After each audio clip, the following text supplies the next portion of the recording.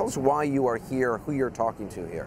Well, I am one of the representatives for this General Assembly from the United States. President Obama appointed me and I was confirmed.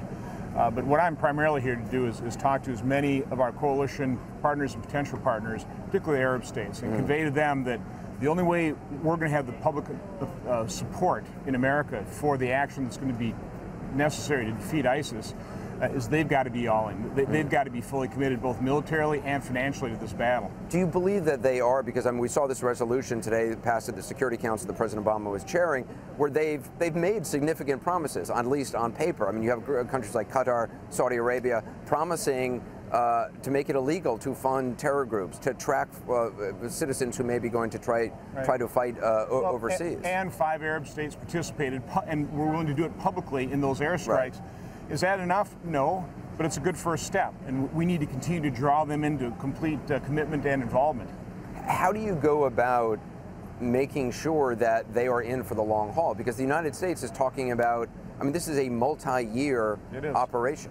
With there's no end in sight, really. Again, for my part, I'm as an elected official, I'm trying to convey to them that my constituents, the only way they'll support the long-term effort in America to really save their bacon. Let's face it, it's an existential threat to Arab regimes. It's a threat to America, but it's an existential threat to them. If they expect America and Americans to support that effort, they've got to be fully committed. And I think we just keep pounding that point home, and hopefully they will understand that that's true, and they will step up. The new Prime Minister of Iraq was interviewed by Christian Amanpour yesterday, and one of the things he said is that U.S. needs to do more. They need more airstrikes. I was kind of surprised by that. I mean, this is a country which has a military of some 250,000 people. Even if only half of that military can actually stand up and fight, it's stunning that they have not been able to retake really any of the territory that they've lost to ISIS. It is. No, it's depressing. Do they get it? It's depressing.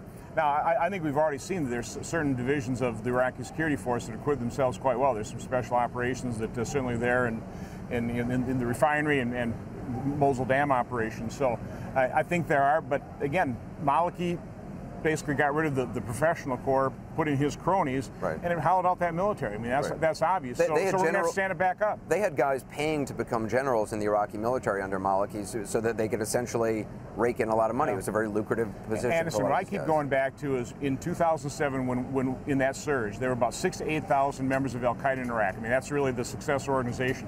We had about 100,000 Sunnis working with us, about 100,000 Iraqi security forces, and 160,000 American boots on the ground. Now, about 35 or 40 of those are actually involved in combat operations.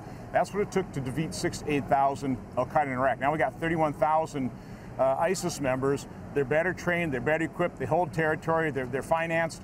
We've got a big problem on our hands here, and I think President Obama, I think he's saying the right things here in New York today. I think we're seeing the Arab states doing taking the first steps. But this is going to be a long-term effort, and I think the most important thing that we have to convey to the American public is the truth. We have to be forthright. We've got to let them know this is what the threat is, and this is what it's going to take. And we ought to be doing a step-by-step process. This isn't a 2-week battle where it's like in a movie where we come up with a strategy and ISIS is defeated. This is going to be a long-term battle, and ISIS is only one group that threatens America. Well, I mean, if we had 10 years of training Iraqi security forces with tens of billions of dollars, many billions of dollars, and again, thousands of U.S. forces helping to train them and equip them, and still they weren't able to stand up to fight. Are we going to be able to help this process? But here's where we made a big mistake, by not leaving a stabilizing force to force that coalition to remain in place. I mean, in the end, it really is a governing solution here. You need the Sunnis, you need the Shia, you need the Kurds, you need those people, given the time to govern together, to work together, to start developing the level of trust, which obviously they didn't have. They came together in the surge, but then that trust was utterly broken. But would a stabilizing force, even of some 10,000 U.S. Troops, been able to basically force the Prime Minister Maliki to do something which he clearly was opposed to? I think so, because Maliki needed actually a larger force. I mean, originally we were talking about 24,000, and Maliki needed a large force from his standpoint to protect himself against the Sunnis. The Sunnis needed a large stabilizing force to protect themselves from the Shia. So I mean, it really was that it enabled the trust-building process to go forward. When we pulled out, trust was broken. Maliki broke it, and so we're going to have to rebuild that trust that took a long time in 2007 to build. So I mean, we're right back to ground zero, probably even worse because the trust was already broken once. So it's going to take a long time to rebuild that trust. But if we step back, if we're not willing Do to you see doing this involved, without U.S. forces on the ground? I just don't see how that's going to happen. You think it's inevitable that if we continue down this road, if the goal is to defeat ISIS, it's going to take U.S. forces? I don't see how we can do it any other way.